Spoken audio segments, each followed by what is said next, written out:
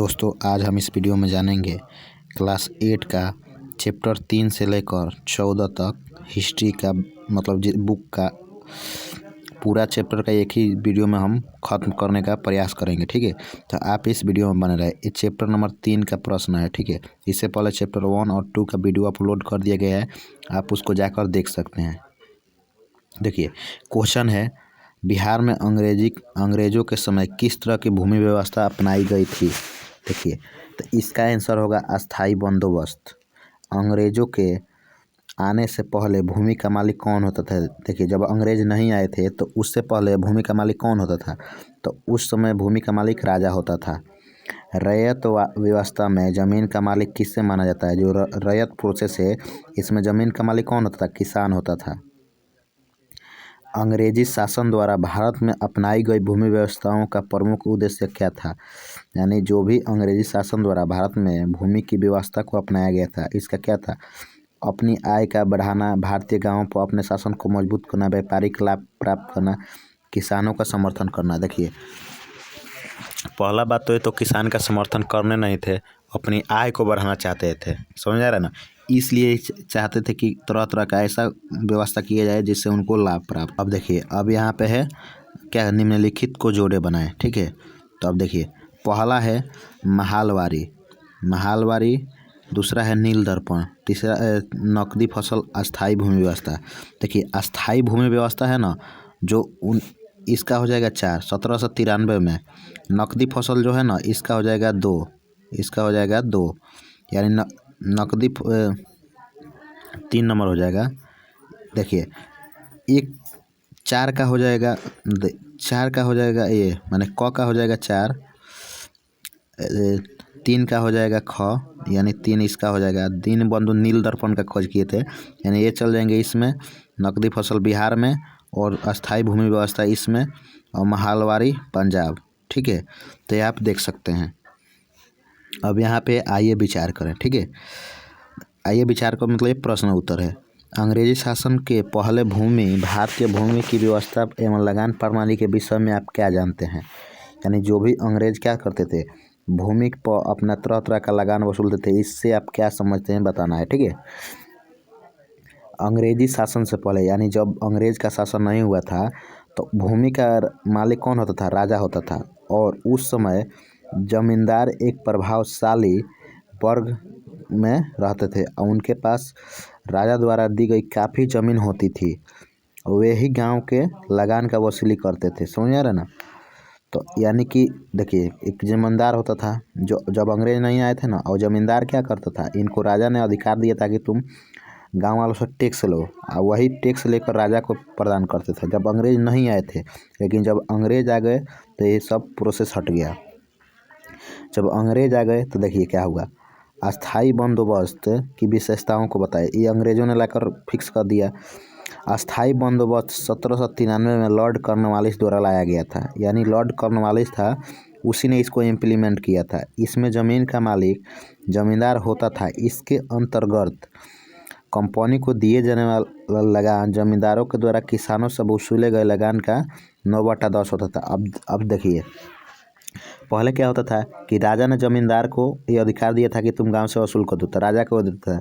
तो अब देखिए इसमें ये हो गया ना कि मानी इसमें क्या होता था ना कि राजा जमींदार अपने हिसाब से उसमें वसूली करता था और उसको देता था। ठीक है, तो इसमें कुछ राहत होता था किसानों को। ठीक है, बट अब ये हो गया ना कि जमींदार को क्या करना है ना, कि जो भी वसूलना है ना गांव वालों से, उसका 9/10 देना है। यानी आप ऐसे समझिए, आपके पास 10 रुपये है, तो उसमें से 9 रुपया उसको दे देना है और एक हिस्सा रखना है। अब बताइए आप ही, जो जमींदार है उस पर सामने वाला पे प्रेशर डालेगा कि तुम हमको 20 रुपये दो, और उससे बताएगा कि 10 रुपये लिए हैं। ठीक है, 10 रुपये दे देगा 1/9। यानी कहने का मतलब ना, जो जितना पहले लेते थे ना, अब उससे ज़्यादा मांगने लगे जमींदार। इसी से बाद में बहुत सारे प्रोसेस आया, लेकिन हमको यहीं पर अभी जाना है। इसलिए अंग्रेजों ने तरह तरह का नियम कानून लाया ताकि ज़मींदार जो हैं वो क्या कर सके, उसको पैसा नहीं ले सके अधिक और उनको फ़ायदा हो, इसलिए ज़मींदारों को अब अधिकार न देकर ज़मीन को बेचना शुरू कर दिया अंग्रेज। माने ऐसे ऐसे साहूकार सेठों से बेचना कर दिया जिससे उनको अधिक मुनाफा हो टैक्स से, समझ आएगी ना।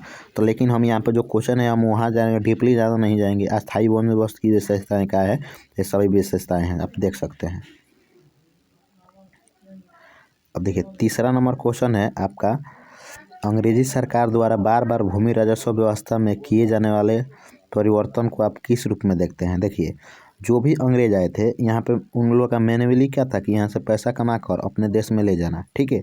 तो जो भी व्यवस्थाएं कर रहे थे वो अपने हित में ही कर रहे थे, ऐसा कुछ भी नहीं था कि वो यहाँ के किसानों का क्या कर रहे थे, मतलब फ़ायदा पहुंचा रहे। वो चाहते थे कि हम यहाँ से पैसा कमाएं और हमारा ही लाभ हो, समझ आ रहा है ना।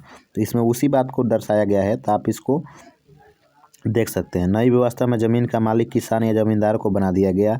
इससे लगान समय पर जमा करने के लिए इससे महाजन को बेचने का बंधक रखने का चलन शुरू हुआ। यानी कि अगर माने बोल दिया गया ना कि अगर इतना दिन में पैसा नहीं मिला, टैक्स नहीं मिला, तो इस ज़मीन को बेच दिया जाएगा। अब ये हो गया कि समय पर जमा करें। अंग्रेज सरकार ने बार बार परिवर्तन अधिक कमाने के लिए ये सब किया, ठीक है, माने लाभ कमाने के लिए, मैन्युअली यही इनका बात है। देखिए फिर चौथा नंबर है, अंग्रेजों ने की भूमि राजस्व व्यवस्था की आज की व्यवस्था से कैसे अलग। यानी कि अंग्रेज उस समय जो व्यवस्था किए थे, लेकिन आज जो व्यवस्था है उसमें क्या अंतर है, आपको यही बताना है, ठीक है। देखिए आज जहाँ सरकार किसी काफ़ी कम राशि लेती है, जैसे आप लोग रसीद कटाने जाते होते हैं, तो ऐसा नहीं लगता है कि आपको 10,000 5,000 लग जाए, ठीक है। वो ज़मीन लिखवाने में लगता है लेकिन रसीद कटवाने में नहीं लगता है। लेकिन उस समय बहुत सारे मतलब इसमें टूटियाँ थी और ज़बरदस्त थी। और उसके देखिए रसीद काटने के लिए कर्मचारी भी रखा गया है जिसको सरकार खुद अपना पैसा दे, मतलब अपना का टैक्स से ही पैसा देती है, हम ही लोग के पैसे से। और इस पर उतना परेशानी नहीं होता, लेकिन पहले ऐसा नहीं था। उसमें ज़मींदार कुछ ना कुछ खाते थे और बहुत सारे भ्रष्टाचार करते थे। तो यही है कि आज बहुत सुलभ है लेकिन उसमें बहुत कठिनाइयों का सामना करना पड़ता था। अब देखिए 6 नंबर है, ठीक है, एक क्वेश्चन यही क्वेश्चन यहाँ पे है, ठीक है, आप देख सकते हैं। और आइए देखेंगे 5 नंबर है, नई राजस्व नीति का भारतीय समाज पर क्या असर हुआ। देखिए नई राजस्व नीति में ज़मीन का मालिक किसान या ज़मींदारों को बना दिया गया और इससे लगान समय पर जमा करने के लिए महाजन और बेचने का बंधक भी रख दिया गया। यानी कि ये कह दिया गया ना कि इस समय पर अगर जमा नहीं होगा तो इसको बेच दिया जाएगा, जिससे ज़मींदार को भी घाटा होगा, उसका कमी नहीं होगा। इसलिए ज़मींदार भी मेहनत कर रहे थे और पैसा वसूलने का काम कर रहे थे। 6 नंबर क्वेश्चन है, नील की खेती की प्रमुख समस्याओं का चर्चा करें। यानी कि नील की खेती है ना, इसके प्रमुख क्या मतलब समस्याएं थी। ठीक है, जो नील की खेती एक बार कर लेता था ना, उस पर फसलें काटने के बाद उस पर क्या होता था, वो बंजर होती थी ज़मीन, उस पर और दूसरा खेती उगता ही नहीं था। जिससे क्या होता था, वहाँ के भूखमरी का समस्या। अब मानिए कि एक खेत है, अब देखिए एक खेत है और यहाँ पे देखिए एक खेत है, ठीक है। अब इसमें हम नील का खेती कर दिए, नील के खेती कर दिए। अब नील का खेती किए ना, तो मानिए कि एक बार तो फसल कटा गया। अब फसल कटा गया ना, तो ये जो खेत है ये हमेशा के लिए क्या था, बंजर हो जाता था। अब यहाँ पे आप चाहे कि कोई और फसल उगा ले तो नहीं उगेगा। वैसे भी अगर नील का खेती किए, अच्छा मौसम नहीं हुआ तो एक खेत में नहीं होगा। अब इससे क्या होगा, एक बार फसल बोइए और 5 साल बैठिए, जिससे क्या होता था, कर्ज जिससे लेते थे साहूकार से, सेठ से, उनको प्रॉब्लम होती थी। उनका कर्ज भी तो जमा करना है टाइम पर, नहीं तो अगले बार खेती के लिए वो पैसे नहीं देंगे। समझ में आ रहा है ना। तो ये देख लिए, जिस खेत में नील की खेती होती उसमें फसल कटने के बाद उस साल कोई फसल नहीं होती थी। आप देख सकते कोई फसल नहीं होती थी, उगाई जा सकती है। जब सूखा या बाढ़ के कारण फसल का उत्पादन कम होता था तो किसानों के पास पहले का रखा अनाज नहीं होता था। ऐसे में महाजनों से कर्ज लेते थे या भूखे रहते थे। यानी महाजन आज का समय समझ लेना, तो नॉर्मली कोई गांव में पैसा वाला होता है तो लोग उससे जाकर सूद या ब्याज पर क्या लेते हैं, पैसा लेते हैं। ब्याज पर पैसा लेते, वो 8 रुपया या 10 रुपया जो भी दे, तो उस समय उन्हीं को महाजन या साहूकार जो पैसा देता है, यानी अपने पूंजी के लिए जो पैसा का काम करता है। अब देखिए यहाँ से 4 नंबर हम लोग का चैप्टर स्टार्ट होता है, ठीक है। अब यहाँ से हम बारी बारी से सबका देखेंगे, इसलिए आप इस वीडियो में अंत तक बना रहे ताकि आपको कोई भी प्रॉब्लम नहीं हो। क्योंकि देखिए बार बार कोई इधर उधर का वीडियो देखने से फ़ायदा है कि एक ही वीडियो देखिए और ढंग से देखिए, एक ही बार में उसको समाप्त कर दीजिए, ठीक है। पहला क्वेश्चन है चैप्टर नंबर 4 का, जो सही विकल्प चुनना है। जनजातीय समाज के लोग आम भाषा में क्या कहते हैं, यानी जो जनजाति होते हैं उन्हें क्या कहा जाता है, आदिवासी कहा जाता है। ठीक है। दिक्कू किसे कहा जाता है, जो गैर आदिवासी थे, यानी जो आदिवासी नहीं थे उन्हें दिक्कू कहा जाता था। ठीक है। बिरसा मुंडा किस क्षेत्र के निवासी, जो बिरसा मुंडा जी थे वो किस क्षेत्र के निवासी थे, वो छोटा नागपुर के निवासी थे। ठीक है। गिंडालू ने अंग्रेज सरकार की दमकी कानूनों को नहीं मानने का भाव जनजातीय में जगाकर, यानी जो अंग्रेज डिमकारू मतलब प्रोसेस लाए थे उसको नहीं मानकर गांधी जी के किस आंदोलन को जनजातीय आंदोलन में जोड़ने का प्रयास किया, यानी इनडायरेक्ट रूप से गिंडालू जो एक जनजातीय समूह के नेता थे, उन्होंने जनजातियों में इस भावना को जगाकर अंग्रेजों के प्रति विरोध करवाकर गांधी जी के किस आंदोलन में सहयोग किया, वो सविनियम अवज्ञा आंदोलन था। कौन सा आंदोलन था, सविनियम अवज्ञा आंदोलन। अब है निम्नलिखित का जोड़े बना। ठीक है। पहला है, आप यहाँ पे देख सकते हैं, पहला है देखिए निम्नलिखित, पहला है जानो दो, दूसरा है बिरसा मुंडा, तीसरा है कौंद जाति, टिकेंद्रजीत सिंह और चौथा जतरा भगत। तो देखिए हम नीचे से चलते हैं, यहाँ से जतरा भगत कहाँ पे जाएंगे, जतरा भगत चल जाएंगे आपको मणिपुर। जतरा भगत ताना भगत आंदोलन का में सहयोग किए थे, किस में किए थे, ताना भगत आंदोलन में। ठीक है। अब सिंह बोगा जो है ना, ये बिरसा मुंडा जी यहाँ पे आकर होगा। ठीक है। कौंद जाति जो है ना, कौंद जाति एक प्रकार के जनजाति है, कहाँ पे होते हैं, उड़ीसा में होते हैं, उड़ीसा में। टिकेंद्रजीत सिंह जो थे ना, मणिपुर से बिलोंग करते थे, मणिपुर से। और जो यात्रा भगत मिला ही दिए, उसके बाद से क्या बच गया, ये हो गया आपका टोटल मिल गया, समझ में आ गया ना। तो आप यहाँ पर देख सकते हैं जो जानो दांग हो गया, तो क्या हो गया, जेलिया रंग आंदोलन में इनका सहयोग था। ठीक है। तो आप यहाँ पर देख सकते हैं। तो पहला क्या हो गया, कौन, ग, दूसरा का हो गया अंग, तीसरा का हो गया ख, चौथा का हो गया क, और पांचवा का हो गया घ। तो आप यहाँ पे सब देख सकते हैं। अब देखिए, अब हम यहाँ पे आ जाते हैं इसके क्वेश्चन आंसर पर, जो कि इम्पोर्टेंट है। 18वीं शताब्दी में जनजातीय समाज के लिए जंगल की उपयोगिता क्या थी, यानी कहने का मतलब ना, जो जनजाति थे, आदिवासी थे, उनके लिए 18वीं शताब्दी में जंगल की क्या इम्पोर्टेंट थी, ये देखना है। पहले तो ये देखना है कि 18वीं शताब्दी होती क्या। देखिए कोई भी, जैसे 18वीं शताब्दी के अंदर 1757 से लेकर उसके बाद का समय को 18वीं शताब्दी बोलते हैं। ठीक है। वैसे ही अगर हम बोलें कि 16वीं शताब्दी, तब 1557 के बाद के समय को क्या बोलेंगे, 16वीं शताब्दी। वैसे ही बोले कोई 15वीं शताब्दी, तो 1457 से लेकर उसके बाद के समय को क्या बोलेंगे, 15वीं शताब्दी। तो ये बात ध्यान रखना लोग, क्योंकि बहुत बच्चों को ये मालूम ही नहीं था कि शताब्दी होता क्या है, और लड़का कन्फ्यूजन रहता है। अब देखिए 18वीं शताब्दी में जनजातीय समाज पूर्णतः जंगल पर निर्भर रहते थे। क्या थे, यानी जंगल से ही उनका जो भी था ना लगाव। ऐसा नहीं था कि वो कहीं से LNT कोई LNT कंपनी में जाकर काम करेंगे, टाटा कंपनी में काम करेंगे, ऐसा तो है नहीं कि अंबानी के जियो कंपनी में जाकर काम करें आज के समय। लेकिन नहीं था, उनको जो भी था जंगल से ही जीना था, और जंगल में ही उनका जीवन खत्म हो जाता था। तो ये क्या थे, पूर्णतः जंगल पर निर्भर थे। जंगलों से उनकी दैनिक जरूरतें पूरी होती थी, जैसे जलावन और निर्माण, घर निर्माण, लकड़ियों, भोजन का कंदमूल, फल इत्यादि सभी जड़ी बूटियाँ, सब जो भी तबीयत खराब, सब वही से जंगल से उनसे प्राप्त होता है। आप समझिए ना कि जंगल उन समय, आप ऐसे एक मुहावरा डाल सकते हैं कि जंगल 18वीं शताब्दी में आदिवासियों के लिए प्राण था। प्राण यानी प्राण मतलब समझ रहे हैं ना, कि जंगल से ये लोग जीते थे। अगर जंगल को हटा दिया जाए तो इन लोग का अस्तित्व अभी खतरे में आ जा सकता था। अब देखिए अगला क्वेश्चन है, आदिवासी खेती के लिए किन तरीकों का अपनाते थे, यानी कि जो आदिवासी थे कैसे खेती करते थे। आदिवासी जंगलों को साफ कर समतल भूमि पर हल की खेती करते थे, लेकिन पहाड़ी क्षेत्र में वो झूम की खेती करते थे।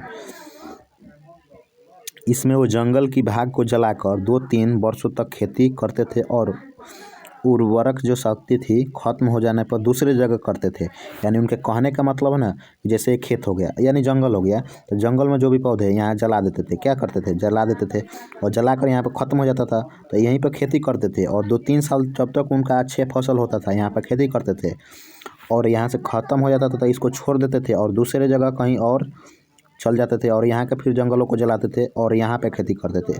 ऐसा नहीं था कि उसमें खाद मार दे, बिया मार दे, जैसे आज के जिंक, टाई, पोटास ये सब मारने का उन लोग क्या टेक्नोलॉजी के मारे। लेकिन आज हम क्या करते हैं, एक ही खेत में जिंक मार देते हैं, डाई मार देते हैं, पोटास मार कर उसको फिर वो उर्वरक शक्ति उसका हम लाते हैं ताकि अच्छे फसल फिर हो एक ही खेत में।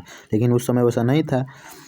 अब देखिए, ईसाई मिशनरियों ने आदिवासी समाज में असंतोष पैदा कर दिया। कैसे? अब ईसाई मिशनरी देखिए, ईसाई मिशनरियों ने जैसे सेठ, साहूकार, जमींदार एवं बिचौलियों ने साथ मिलाकर आदिवासियों को खूब शारीरिक और मानसिक शोषण किया और इसे आदिवासी समाज में ईसाई मिशनरियों के प्रति असंतोष जग गया। अब आप ही बताइए, अब हम किसी से काम करवाएं 10 घंटा काम करवाएं और उसको दें 100 रुपये, उस समय के हिसाब से 100 रुपये दें। लेकिन अब मानिए ऐसा तो नहीं है कि अगर फिर वहीं पे कोई क्या करे, उसी 10 घंटा का दूसरे जगह देखे कि वो 10 घंटा काम कर रहा है ना, तो उसको मिल रहा है, कितना मिल रहा है, मान लीजिए 500 रुपये, 500 रुपये मिल रहा है। तो अब बताइए, अब यहाँ का समय, अब यहाँ के आदमी से जब मिलेगा तो बात आपस में करेगा लोग कि हमको तो 10 घंटा का 500 रुपये मिलता है और तुमको 10 ही रुपये मिलता है। तो कोई भी चीज़ देखिए, जो आदमी को ज़्यादा मिलता है ना, वो कहीं ना कहीं अपना प्रचार करता है ऑटोमेटिक। अभी क्या होने इन्होंने संतोष के भावना जगने लगे कि अंग्रेज हमसे ज़्यादा काम करवाते हैं, ज़्यादा मेहनत करवाते हैं, लेकिन हमारे उचित जो भी है हक वो नहीं देते हैं। ठीक है, इसलिए इनमें क्या हो गया, असंतोष का पैदा हो गया, मतलब भावना जग गई। गैर आदिवासी और अंग्रेज प्रति आदिवासियों का विरोध क्यों हुआ? वही प्रॉब्लम है, जो ये प्रॉब्लम है ना, इसी के वजह से हुआ कि उन पर अत्याचार करते थे बहुत ज़्यादा, इसलिए हो रहा था। ठीक है, तो ये आपको इसको पढ़ लीजिएगा, ये मतलब इसी से रिलेटेड मैंने 95% इसमें का पॉइंट से जो हम एक्सप्लेन किया है ना, इसमें एक्सप्लेन को उसी थोड़ा सा अलग तरीक़े से कर दिया है, इसको आप देख लीजिएगा। देखिए, वन अधिनियम ने आदिवासियों को किन अधिकारों का छीन लिया है। देखिए VVI है, आप लोग का एग्जाम होगा वार्षिक, उसमें पूछ सकता है कि आदिवासियों को भारतीय सरकार का यानी कोई भी वन अधिनियम किस तरह प्रभावित किया। वन अधिनियम आने से आदिवासियों ने अपने मन से जंगल की कटाई को बंद कर दिया और शिकार भी बंद हो गया। अब जैसे हंटिंग बंद हो जाएगा, हम इससे पहले क्वेश्चन में देखे थे कि इनके लिए जंगल क्यों उपयोगी था, आप इसमें देख सकते हैं। अब बताइए यहाँ पे क्या हो गया, बंद हो गया। तो जिसमें जितना भी ये सब कर रहे थे, माने इसमें देखिए, इसमें जितना भी ये तरीके कर रहे थे उसमें से बहुत चीज़ें क्या हो गई, इन लोग अब नहीं कर सकते थे। इसमें अब माने ये सब करने में कोई परमिशन लेना होता नहीं था, ये सब कोई तो ऐसा नहीं था कि सरकार से परमिशन लेकर जड़ी बूटी शिकार हंटिंग करते थे। लेकिन ये लगने के बाद क्या हुआ ना, अब इस पर देख रेख होने लगी सरकार के, जिससे आदिवासियों को बहुत सारे इसमें से प्रॉब्लम, जो पहले आसानी से कर लेते थे अब यहाँ पे नहीं कर रहे थे। समझ आ रहा है ना? तो आप इसको देख लेना। अब देखिए, ये देखना है हमको क्वेश्चन, बिरसा मुंडा कौन थे, इन्होंने जनजातीय समाज के लिए क्या किया, यानी कि ये कौन थे या क्या क्या किए इनका। ये बिरसा मुंडा एक भारतीय आदिवासी स्वतंत्रता सेनानी थे और मुंडा जनजाति के लोग नायक थे, यानी मुंडा जो जनजाति थे ना उसके नायक थे, यानी नेता माने जाते थे। उन्होंने अंग्रेजों के खिलाफ मुंडा विद्रोह का शुरुआत की। इसके परिणाम स्वरूप अंग्रेज ने जनजातीय क्षेत्रों में भूमि का गैर आदिवासी को देना निषेध कर दिया, यानी कि इससे जो भी अंग्रेज जाकर जनजातियों को ज़मीन कब्जा करते थे या जो भी अपना करते थे, उसको विस्तार को बंद कर दिया गया।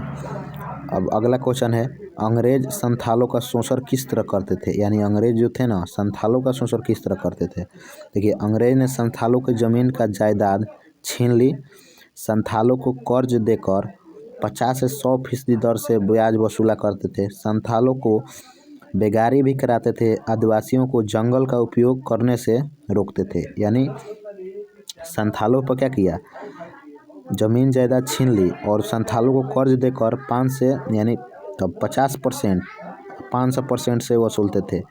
अब इतना, अब बताइए कोई भी आदमी है, अब मान लीजिए कोई गरीब आदमी है जिसका कमाई कितना है, 10,000 रुपये है, क्या है 10,000 है। अब 10,000 रुपया है, उस पर 50% आप 500% ब्याज लाद कर किसी से अब पैसा दीजिएगा तो क्या होगा, वो कभी भर पाएगा, अच्छा से नहीं भर पाएगा कभी भी। जब नहीं भर पाएगा तो उसका क्या, आप बोलिएगा कि तब नहीं तुम भर पाओगे तो हमको या तो अपना ज़मीन दे दो या ये जगह हमको दे दो।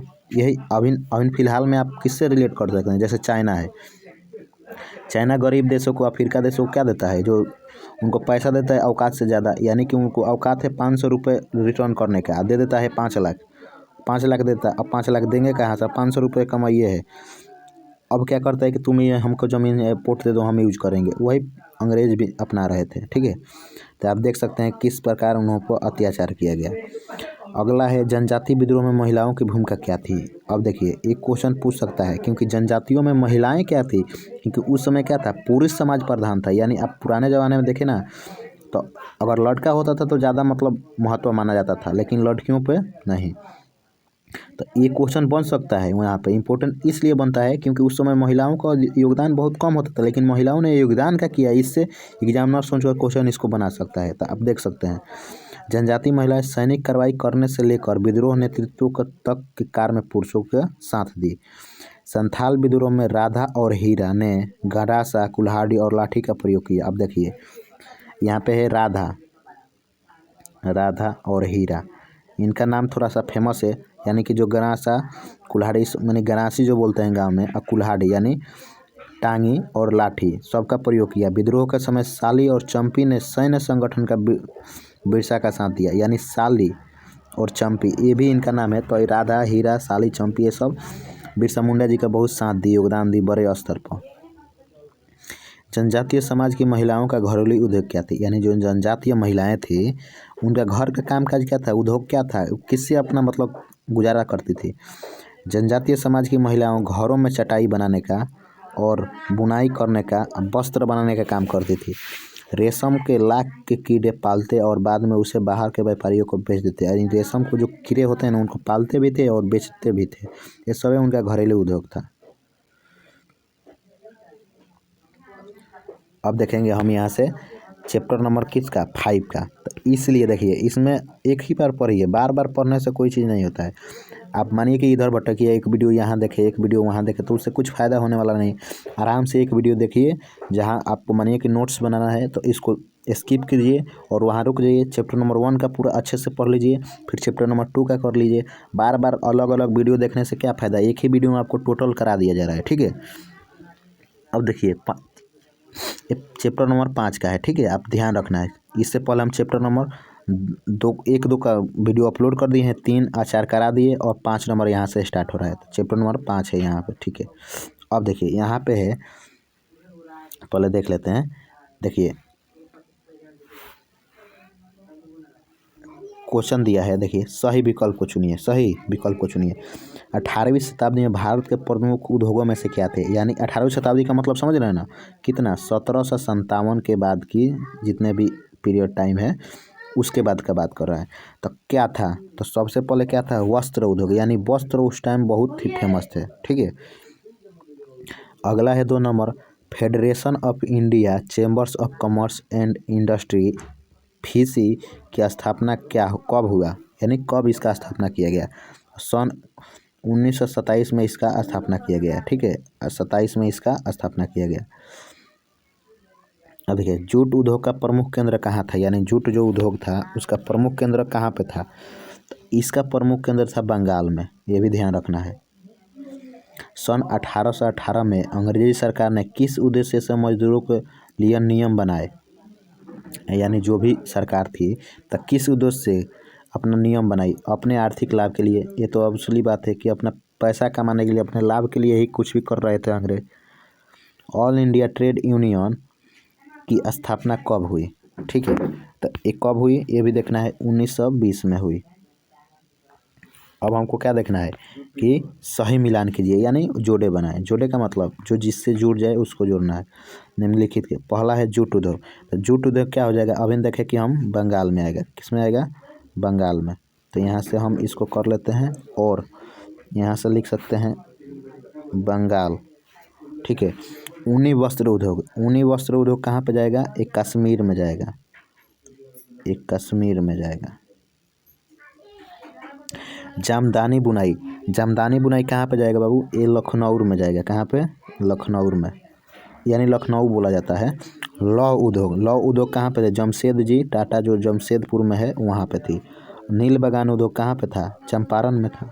नील बागान यानी नील की खेती यहाँ पे अंग्रेज कराते थे, जिससे गांधी जी को यहाँ पे बुलाया गया चंपारण सत्याग्रह करने के लिए, यही परेशानी को झेलते हुए। आप यहाँ पे देख सकते हैं कौन किस्म का है, जोड़ा हम बता दिए। अब देखिए बाबू, अब यहाँ पे हम क्वेश्चन करेंगे। ठीक है, पहला क्वेश्चन है, आइए विचार करें। आइए विचार का मतलब क्वेश्चन करना है। पहला है, कैलिको अधिनियम का क्या उद्देश्य था जो अंग्रेज लाए थे। कैलिको अधिनियम का उद्देश्य था कि भारतीय छापेदार सूती यानी जो छापा रंग बिरंगे होते हैं, छापेदार सूती कपड़े और छींट के इस्तेमाल पर पाबंदी लगाकर उनके आयात को इंग्लैंड में रोककर वहीं के शिल्प उद्योग को बढ़ावा देना। यानी कहने का मतलब कि जो भी छापेदार वस्त्र यहाँ पे बनते थे उसको रोक दिया जाए, और जो इंग्लैंड में बन रहे उसको यहाँ पे इंडिया में लाकर डॉक किया जाए। यानी कि हमारा सामान बेचेगा वहाँ तुम्हारा नहीं बेचेगा। कहने का मतलब ना, अंग्रेज का मतलब था ना कि हमारा नाम हो, तुम्हारा नाम बदनाम हो। समझ में आ गया ना, यानी कि उनका नाम हो, इसलिए वो चाहते थे। मुक्त व्यापार की नीति से आप क्या समझते हैं। मुक्त व्यापार की नीति क्या है। देखिए, मुक्त व्यापार की नीति इंग्लैंड की सरकार 1813 में अपनाई गई। इनके द्वारा ईस्ट इंडिया कंपनी के साथ साथ सभी अंग्रेज उद्योगपतियों के लिए भारत में व्यापार करने की स्वतंत्रता प्रदान कर दी गई। यानी मुक्त व्यापार की नीति अंग्रेज ने लाया था 1813 में। इसके द्वारा ईस्ट इंडिया कंपनी के साथ साथ बहुत सी क्या हुआ, कंपनियां भारत में व्यापार करने लगी। ठीक है। तीसरा नंबर है, भारतीय उद्योगपतियों ने भारत के उद्योग की स्थापना में मार्ग के क्या उद्योग की स्थापना में मार्ग में क्या क्या बाधाएं थी। देखिए, भारत के उद्योगपतियों में भारत में उद्योग की स्थापना के मार्ग में बाधाएं निम्न थी। भारत में पूंजी की कमी, तकनीकी शिक्षा का अभाव यानी टेक्नोलॉजी नहीं था, वैसे भारतीयों में कमी जो औद्योगिक विकास की भावना रखते थे, तथा अंग्रेज की मुक्त व्यापार की नीति। कहने का मतलब कि एक तो क्या था, पूंजी नहीं था, पूंजी कम था, और एक मेंटलिटी होता है कि नहीं हम बिजनेस करेंगे। और दूसरा क्या कि ये मुक्त व्यापार नीति ले, जिससे इंग्लैंड की बहुत सारी कंपनियां आ गई, जिससे क्या हो गया, कंपटीशन बढ़ गया। अब मानिए कोई भाई 5,000 कमा रहा है, अब पहले से कमा कर अपना पूंजी बना लिया है 5 लाख बना लिया है, और कोई नया आएगा 5,000 से स्टार्ट करेगा, इस सामान थोड़ा सा महंगा बेचेगा, और जो 5 लाख है ना 10 रुपये 20 रुपये गिरा कर रेट दे बेचे, तो यहाँ की कंपनियों में घाटा होगा कि नहीं। यही था, ये सब प्रॉब्लम थी। मजदूरों के हित में पहली बार नियम कब बनाया गया, उन नियमों का मजदूर पर क्या प्रभाव है, यानी मजदूरों के लिए कब नियम बनाया गया, उस नियम का क्या प्रभाव पड़ा, यही देखना है। ठीक है। मजदूरों के हित में पहली बार अंग्रेज सरकार ने 1881 में नियम बनाया, यानी 1881 में, और उन नियमों में से स्त्री पुरुष एवं बाल मजदूरों को काम करने का घंटों तथा उनके दैनिक मजदूरी तय की गई। यानी जो पुरुष और यानी बाल मजदूर किए जा रहे थे, उनके टाइम में कुछ बदलाव किए गए। यही था मजदूर हित के अधिनियम में, यही आया था। स्वतंत्रता प्राप्ति के बाद भारत सरकार ने मजदूरों की स्थिति में सुधार के लिए कौन से कदम उठाए। यानी जब स्वतंत्रता हो गया, यानी 1947 के बाद भारत सरकार ने क्या किया, यही देखना है मजदूरों के लिए। देखिए, स्वतंत्रता प्राप्ति के बाद भारत सरकार ने मजदूरों की स्थिति में सुधार किया। मजदूरी कानून बनाकर मजदूरों द्वारा निश्चित किया गया कि एक औद्योगिक नीति बनाई गई, जिसके द्वारा कुटीर उद्योग को प्रोत्साहन दिया गया। यानी छोटे मोटे उद्योगों को क्या दिया गया, प्रोत्साहन दिया गया। कैसे क्या करना है, अब देखिए बाबू, अब हम देख लिए कि यहाँ पे चैप्टर नंबर 5 कंप्लीट हो गया। अब चैप्टर नंबर 6 देखेंगे।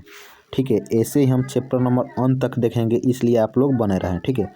पहला है 1857 का विद्रोह कहाँ से आरंभ हुआ। ठीक है, ये कहाँ से हुआ बाबू, मेरठ से हुआ, ये मेरठ से हुआ। मंगल पांडे किस छावनी के युवा थे, तो मंगल पांडे किस छावनी के थे, बैरकपुर के थे। ठीक है। झांसी के विद्रोह का नेतृत्व किसने किया, जो झांसी का विद्रोह था किसने किया, लक्ष्मीबाई ने किया था। कुंवर सिंह कहाँ के थे, कुंवर सिंह कहाँ के थे, जगदीशपुर के थे। ठीक है, आरा जिला, लेकिन जगदीशपुर के वो थे। बहाबी आंदोलन का नेतृत्व बिहार में किसने किया, बहाबी आंदोलन था, इसका नेतृत्व किसने किया, यही देखना है हमको। तो किसने किया बाबू इसको, पहला है पीर अली, दूसरा क्या है, उसके बाद विलायत अली, अहमदुल्ला वाजिबुलक। तो इसमें कौन होगा, पीर अली नहीं होगा, विलायत अली होगा, अहमदुल्ला भी नहीं होगा, वाजिबुल भी नहीं होगा, खाली ये होगा सही। ठीक है, विलायत अली। अब देखिए यहाँ पर, अब देख रहे हैं निम्नलिखित का जोड़े बनाए। जोड़े का मतलब क्या हो गया कि जो सही है उसमें मिलान कीजिए आप, मिलान का मतलब जोड़िए उसको। जगदीशपुर, तो एक जगदीशपुर कहाँ पे आ जाएंगे, कुंवर सिंह। कानपुर, कानपुर क्या होगा, नाना साहेब। दिल्ली, दिल्ली कहाँ है, बहादुर शाह जफर। दिल्ली कहाँ है, बहादुर शाह जफर में जाकर मिल जाएगा। लखनऊ, लखनऊ कहाँ चल जाएगा बाबू, बेगम हजरत महल। लखनऊ कहाँ है, बेगम हजरत महल और लखनऊ में है। माझा प्रवास ये कहाँ पे हो जाएगा, विष्णु गोडसे, विष्णु गोडसे, विष्णु गोडसे माझा प्रवास। ठीक है, तो आप यहाँ पे देख सकते हैं। जगदीशपुर जाएगा कुंवर सिंह में, कानपुर जाएगा किस में, नाना साहब में। लखनऊ जाएगा बेगम हजरत अली में। माझा प्रवास जाएगा किस में, विष्णु भट्ट गोडसे में। अब यहाँ से हम बाबू क्वेश्चन देखेंगे, ठीक है, जो कि चैप्टर आपके चैप्टर का है। जमींदार अंग्रेजी शासन का विरोध क्यों कर रहे थे, यानी जो जमींदार थे अंग्रेजी शासन का विरोध क्यों कर रहे थे। देखिए, कई जमींदार अंग्रेजी शासन की वजह से छीनी गई थी, जमींदारियाँ छीन ली गई थी। उन्हें उम्मीद थी कि अंग्रेज भारत से चले जाने पर उनकी खोई हुई जमींदारी वापस मिल जाएगी, इसलिए वे अंग्रेजी शासन का विरोध कर रहे थे। ठीक है, अगला क्वेश्चन है, सैनिक में असंतोष का कारण क्या था, यानी सैनिक क्यों असंतोष में थी।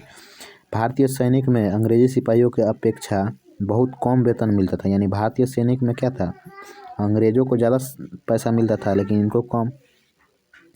सेना के सारे बड़े पद पर अंग्रेज भी सुरक्षित थे।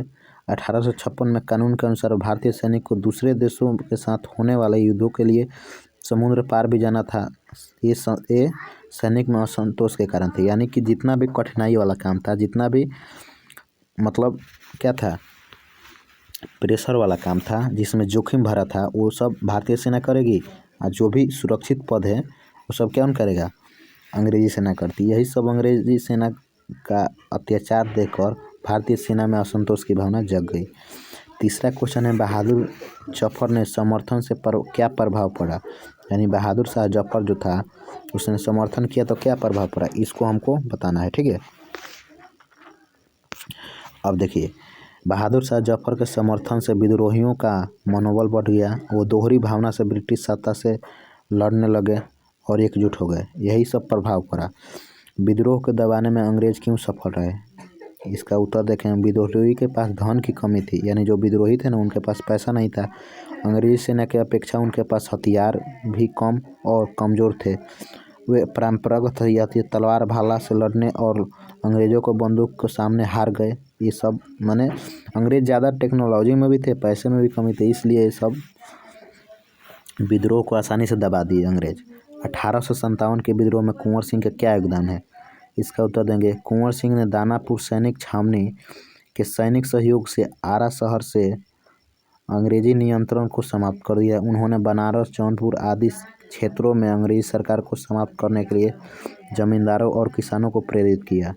ठीक है, क्या योगदान था, यानी कि ये बहुत मतलब लोगों का मनोबल भी बढ़ा रहे थे और क्या कर रहे थे, साथ भी दे रहे थे और अंग्रेजी सेना से लड़ भी रहे थे। विद्रोह के बाद अंग्रेजी शासन के स्वरूप में क्या बदलाव आया। विद्रोह के बाद 1858 में ब्रिटिश संसद ने कानून पास करते हुए भारत पर से ईस्ट इंडिया कंपनी के शासन को समाप्त कर सीधे ब्रिटेन की सरकार से शासन को स्थापित किया।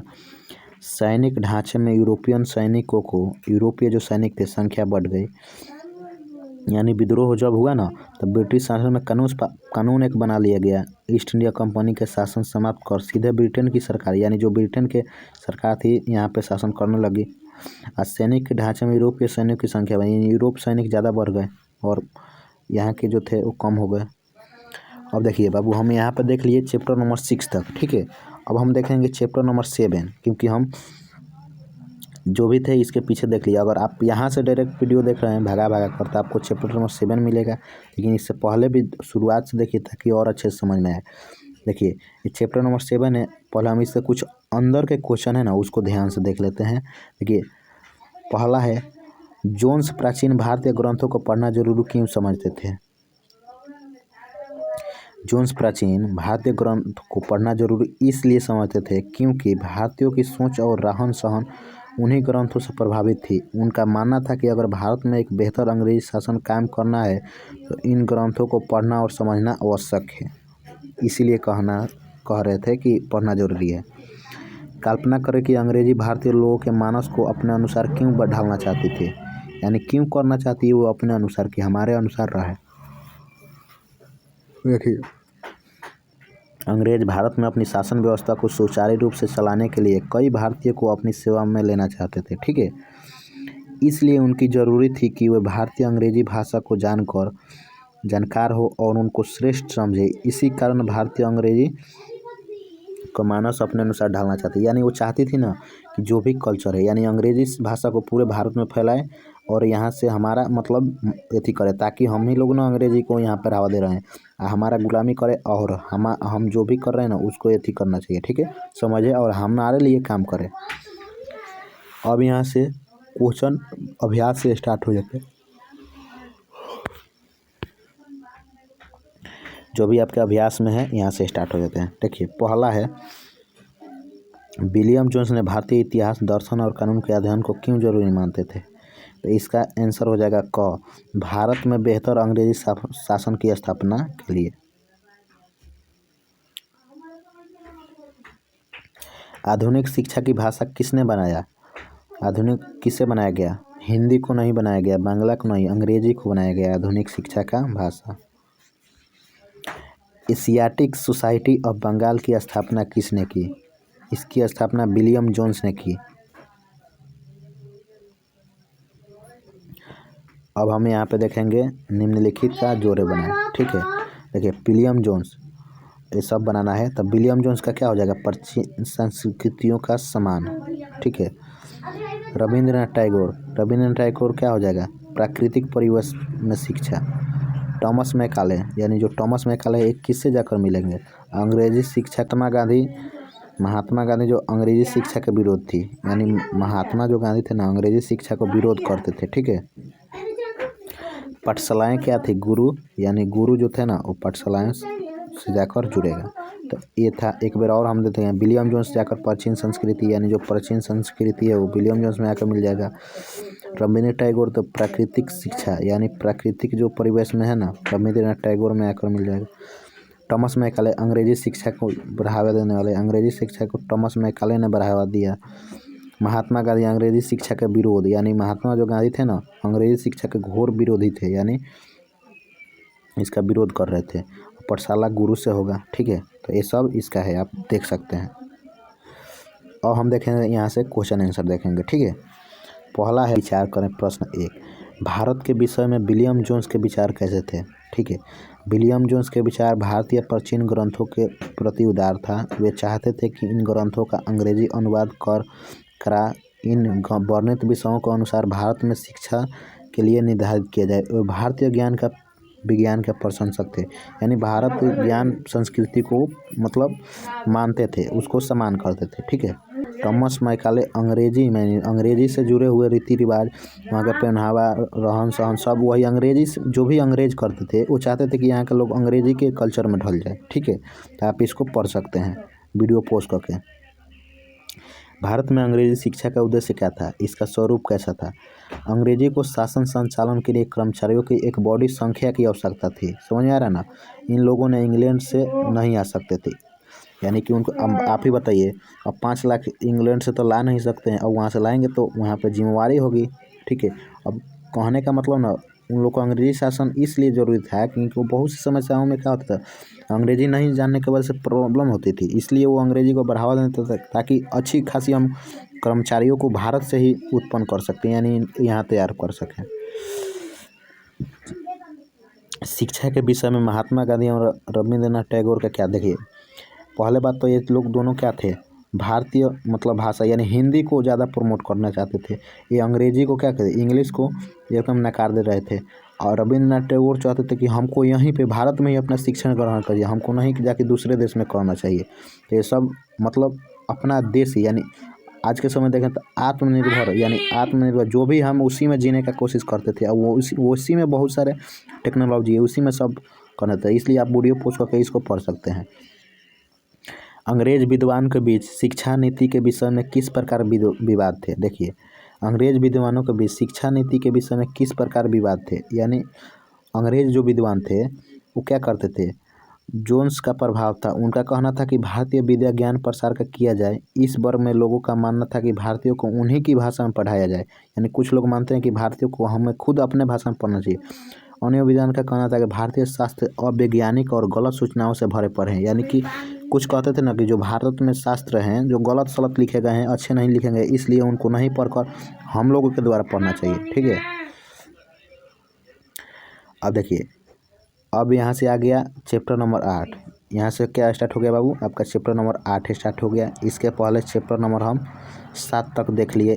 ठीक है, 1-2 चैप्टर है, उसको अलग अलग पार्ट में हम अपलोड कर दिए हैं चैनल पर। और अभी तक हम 3 से लेकर यहाँ तक आ गए, 7 तक आ गए। अब 8वां चैप्टर स्टार्ट करेंगे, तो आप इस वीडियो में बने रहें। ठीक है, ये 8 चैप्टर है, इसलिए आप यहाँ पे ध्यान से देखिए। पहला बात, अध्याय में अंतर्निहित प्रश्न और उनके उत्तर, यानी इसमें जो अध्याय के अंदर प्रश्न है उनके उत्तर प्रश्न देखेंगे। ठीक है,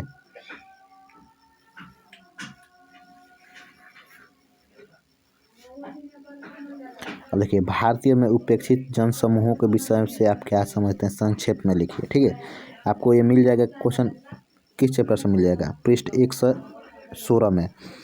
उपेक्षित जनसमूहों में पहले बंगाल पर ध्यान देते थे। बंगाल में उपेक्षित को चंडाल कहा जाता था। बिहार में डोम और हलखोर भी, दक्षिण में सुइया नाम से भी जाने जाते हैं। परंपरा से यही है कि निम्न जाति के समझे जाते हैं, लेकिन आज जो शिक्षित हो गए हैं, आर्थिक रूप से संपन्न और उनकी इसकी पीड़ा भारत में नहीं झेलना पड़ता है। तीसरा है, ब्राह्मणों ने दूसरी जातियों पर अपना प्रभुत्व कैसे किया। ठीक है, कायम की, यानी जो ब्राह्मण थे अपना प्रभाव कैसे छोड़े अलग जातियों पर। देखिए, ब्राह्मणों ने अपनी शिक्षा, ज्ञान और कर्मकांडी शक्ति के रूप में गैर ब्राह्मण जाति, यानी जो ब्राह्मण नहीं थे, अपना अधिकार स्थापित कर प्रभुत्व स्थापित कर लिया। ठीक है, तीसरा है, अत्यंत समाज के संबंध में क्या आप मानते हैं, जिससे अछूत, देखिए उत्तर, जिसे अछूत कहा गया है उन्हीं को अत्यंज भी कहा जाता है। इनको वेद पढ़ने और सुनने की मनाही थी, यानी वेद पढ़ नहीं सकते और सुन भी नहीं सकते थे। यदि ये गलती से भी वेद शब्द उच्चारित कर लेते थे तो इनकी जीभ काट ली जाती है। अब समझ लीजिए कि कितना अत्याचार इन पर किया जाता था। ठीक है, तो इन पर बहुत सारा अत्याचार किया जाता था, लेकिन आज के समय ये सब हट गई है, आज ये सब प्रॉब्लम नहीं है। अब आइए हम यहाँ से जो अभ्यास के प्रश्न लिए गए हैं ना, उसको हम देखेंगे। ठीक है, तो पहला है,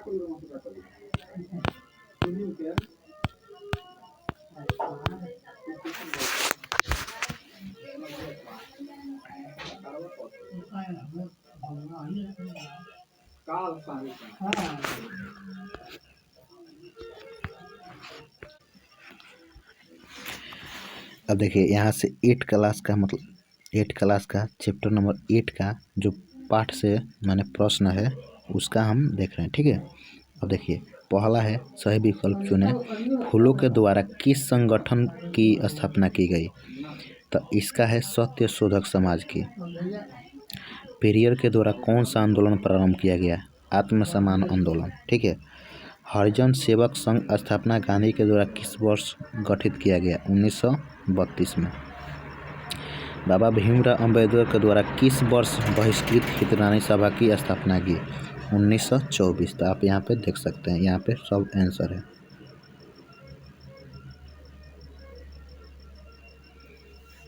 अब देखिए हम प्रश्न देते हैं, ज्योतिराव फूले के मुख्य विचार क्या थे।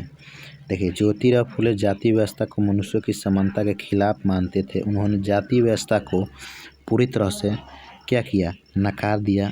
अछूत वर्ग के खिलाफ अमानवीय व्यवहार और उन्हें सामान्य मानव अधिकार से वंचित रखने की स्थिति से फूलों को जाति प्रथा का प्रबल विरोधी बना दिया। ठीक है, दूसरा है, वीरशैलिंगम के योगदान की चर्चा करें। जो वीरशैलिंगम थे उनके क्या योगदान थे। ठीक है, वीरशैलिंगम जीवन भर सामाजिक भेदभाव को समाप्त करने के लिए संघर्ष करते थे। उन्होंने स्कूल शिक्षा के रूप में अपनी सेवा दी। उन्होंने महिला उत्थान के लिए अनेक काम किए। उन्होंने विधवा को पुनर्निर्माण के लिए आवाज़ उठाई और दबे कुछ लोगों को ऊपर उठाने का प्रयास किया। ठीक है, यानी बहुत से लोगों को ये हेल्प किए जो नीचे तबले के थे, उनको उठाने का जिस तरह भी हेल्प हुआ उस तरह की है। देखिए यही प्रश्न यहाँ भी है।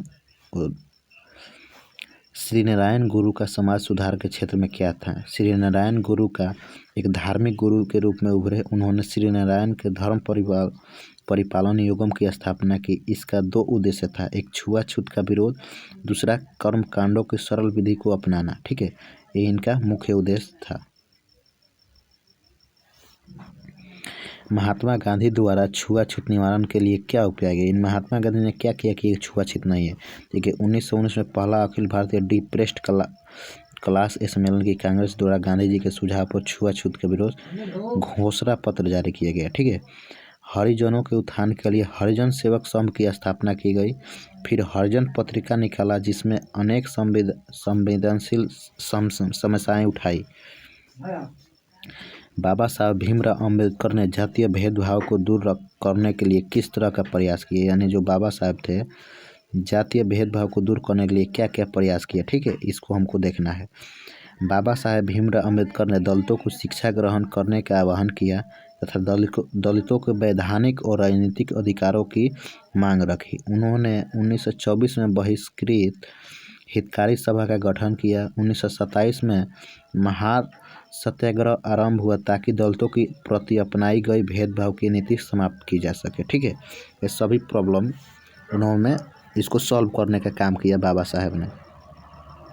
अब देखिए आइए कर देखें, ये अपने से करना है। अपने आसपास समाज में किस तरह का समानता को देखते हैं, इस पर वर्ग के शिक्षक उपस्थिति के सहपाठियों पर चर्चा करें।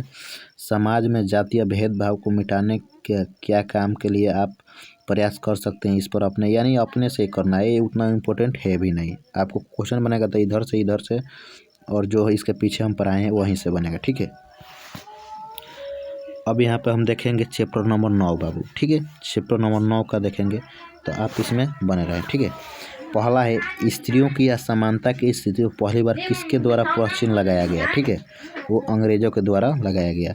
शिक्षा किस वर्ग की महिलाओं तक सीमित रही? उच्च वर्ग, यानी जो पैसे वाली थी यानी बड़े घर से बिलोंग करती वो उन्हीं को शिक्षित मिल सकता था। कानून के द्वारा सती प्रथा का अंत कब हुआ? 1829 में। विधवा पुनर्विवाह के प्रति किसने अपना जीवन समर्पित कर? यानी विधवा पुनर्विवाह को किसने? ईश्वर चंद्र विद्यासागर। इन्होंने अपने विधवा पुनर्विवाह के प्रति अपना जीवन पूरी तरह से समर्पित कर दिया था। बाल विवाह का निषेध अधिनियम किस वर्ष पारित हुआ? 1929 में इसको पारित किया गया कि बाल विवाह नहीं होना चाहिए। आप देख सकते हैं यहाँ सभी मौजूद है। अब आ गया क्वेश्चन, आइए विचार करें। महिलाओं में असमानता की स्थिति का मुख्य कारण थी, यानी महिलाओं में क्या था कि असमानता है। देखिए पहले के लोग क्या थे? पुरुष प्रधान थे, यानी पुरुष जो करेगा पुरुष करेगा। क्या था? पुरुष करेगा। महिलाओं का थोड़ा भी योगदान नहीं था। अगर पुरुष पैदा होता था तो उसको सर्वश्रेष्ठ माना जाता, अगर महिला पैदा हुई तो उसको मतलब निचले तबके का समझा जाता था। यानी पुरुष को ही संविधान। देखिए मेन चीज़ है कि ये लोगों ने किया था। क्या करते थे ना, पुनर्विवाह ये सब कर देते थे। यानी कि अगर कोई विधवा है, अगर कोई औरत क्या हो जाए, अगर किसी के औरत का पति हस्बैंड मर रहा है तो यानी हस्बैंड मर गया ना तो उसको देख रेख कोई नहीं करेगा, यानी कि उसको पत्नी को भी मरना होगा साथ में। तो ये सब वहाँ पे अपनाया थी। आप वीडियो पोस्ट कर इसको पढ़ सकते हैं। ठीक है, यही सब पॉइंट इसमें लिखा हुआ है। राजा राम मोहन राय के द्वारा महिलाओं का संबंध किस समस्याओं के खिलाफ? देखिए राजा राम मोहन राय को आप लोग नाम सुने, ये विधवा यानी सती प्रथा के खिलाफ थे। ठीक है, इन्होंने महिलाओं को समानता लाने के लिए पश्चिम शिक्षा को उचित मानते थे। ठीक है, उन्होंने शिक्षा का प्रसार किया, महिलाओं को भी संपत्ति का अधिकार मिले। यानी कि कहने का मतलब ना, मानिए कि किसी का हस्बैंड मर गया तो पत्नी को भी जला दिया जाता था। ठीक है, अगर किसी का अधिकार है, यानी 2 भाई है या बहन है, यानी भाई का अधिकार है बहन का नहीं है, तो ये भाई कैसे हुआ? अधिकार तो दोनों का है। तो ये सब उसी का मतलब देखे कि सबको समान अधिकार है, महिलाओं को भी अधिकार मिले। ठीक है, तो आप वीडियो पोस्ट करके इसको भी देख सकते हैं। ठीक है, इसमें यही सब बात लिखा है। सती प्रथा किस प्रकार का विवाह है रहा? सती प्रथा के विरोध एवं सती वर्धक, ये देखिए इंपॉर्टेंट क्वेश्चन है, इसके VVI मार्क लगा लीजिएगा, ये क्वेश्चन आ सकता है, ठीक है। सती विरोधी का मानना था कि अगर कोई पढ़ाई गई चीज़ों को ग्रहण न कर पाए तो उसे अक्षम मान सकते हैं, लेकिन महिलाओं को तो पढ़ने का अवसर भी नहीं मिला, यानी महिला जो थे उनको तो पढ़ाया भी नहीं जा सकता, इसलिए उन्हें पुरुषों से कमतर नहीं कहा जा सकता है। यानी कहने का मतलब ना कि देखिए जो पढ़ाया जा रहा है अगर वो फेल हो जाता है तो मान सकता है कि वो पढ़ता नहीं है, लेकिन जिसको पढ़ने ही नहीं भेजा गया यानी क्लास ही नहीं करने दिया गया उसको कैसे मान सकते हैं कि वो कमज़ोर है? कहने का यही मतलब हुआ। जबकि सती समर्थक का मानना था कि औरतें कुदरती तौर पर कम समझदार होती हैं, बिना दृढ़ संकल्प वाली अपने पति के मृत्यु के बाद उसके साथ जाने की कामना करने लगती। यानी कि इनका कहना मानना था ना कि औरतें क्या थी, बहुत कमज़ोर थी, वो पुरुष के ही दम पर सब कुछ करती हैं, अगर पुरुष नहीं रहे तो औरतें से कुछ नहीं होगा, कहने का यही मतलब है, ठीक है। तो ऐसा नहीं था, इसके अलग अलग विचारक थे, कुछ अलग मांगते थे, कुछ अलग मांगते थे, तो यही आपसे पूछ सकता है कि इसके अलग अलग विचारों की चर्चा करें। देखिए ईश्वर विद्यासागर में महिलाओं में सुधार के क्या अंक है? तो ईश्वर विद्यासागर के नेतृत्व में विधवा विवाह के पक्ष में आंदोलन चलाया गया। इसके लिए उन्होंने प्राचीन ग्रंथ को हवाला दिया, यानी पहले के ग्रंथ जो थे उसको हवाला दिया। ऐसा करते हुए वो वास्तव में ऐसे सामाजिक प्रचलन को समाप्त करना चाहते थे जिस पर धर्म का मुहर लगा दी गई थी। अंग्रेजी सरकार ने उनके सुझाव को मानते हुए 1856 में विधवा विवाह के पक्ष में एक कानून पारित कर दिया, यानी इनके सहयोग से ही ये सब हो पाया। अब देखिए यहाँ पे एक क्वेश्चन है, स्वामी विवेकानंद ने महिलाओं के उत्थान के लिए कौन कौन से उपाय किए, यानी स्वामी विवेकानंद के क्या थे? देखिए उत्तर, अपने देशवासियों को कमजोरियों के प्रति विवेकानंद चुप रहते थे। देश के सही रास्ते पर लाने के लिए वह महिलाओं को उत्थान का आवश्यक मानते थे। इसके लिए उन्हें शिक्षित करना आवश्यक था। शिक्षा के द्वारा ये महिलाओं की गरिमा को बनाए रखना चाहते थे। उनका मानना था कि इस कार्य से भारतीय संस्कृति का आदर पश्चिम जगत में स्थापित हो सकता है, यानी जो वेस्ट में है उसमें इनका क्या मिल सकता है, अधिकार अच्छा मिल सकता है और नाम भी होगा, ठीक है, ये आप देख सकते हैं। ये सब करना है, अपने से करना है, इसको कर लीजिएगा। जो एग्जाम में क्वेश्चन पूछेगा जो इसके पीछे वहीं से पूछेगा। अब देखिए अब यहाँ पे हम चैप्टर नंबर 10 से स्टार्ट कर रहे हैं, ठीक है। अब चैप्टर नंबर 10 का हम देखेंगे, जो पाठ के अंदर का प्रश्न है उसको देखेंगे। अब देखिए यहाँ पे औपनिवेशिक शहर का मध्यकालीन शहर से किस प्रकार भिन्न है, यानी औपनिवेशिक शहर मध्यकालीन शहर से किस प्रकार भिन्न थे। देखिए मध्यकालीन शहर परंपरा, व्यवसाय, शासन सत्ता का केंद्र और मंदिरों का केंद्र होने के कारण विकसित हुए, ठीक है, जबकि औपनिवेशिक शहर अंग्रेजों के आधुनिक व्यवसाय वाणिज्य के कारण विकसित हुए। औपनिवेशिक शहर के विकास के साथ साथ मध्यकालीन शहरों में वस्तुओं का उत्पादन कम होने लगे, उन वस्तुओं का मांग घटने लगी और शहर उजड़ने लगे, यही सब हो रहा था। भागलपुर एक व्यावसायिक शहर था, क्या आप इस विचार से सहमत हैं? उत्तर, हाँ मैं इस विचार से सहमत हूँ, क्योंकि भागलपुर एक व्यावसायिक शहर था। यहाँ पर चीन से ही तसर सिल्क का कपड़ा तैयार होता था, जिस कारण से इस सिल्क सिटी का कहा जाता है। यहाँ के बने उत्कृष्ट कलात्मक कपड़े यूरोपीय के देशों में भेजा जाता था, वहाँ इसकी बहुत मांग थी। देखिए एक प्रश्न को स्वयं छात्र करेंगे, आपको इसको पढ़ लीजिए, अपने से कीजिए इसको।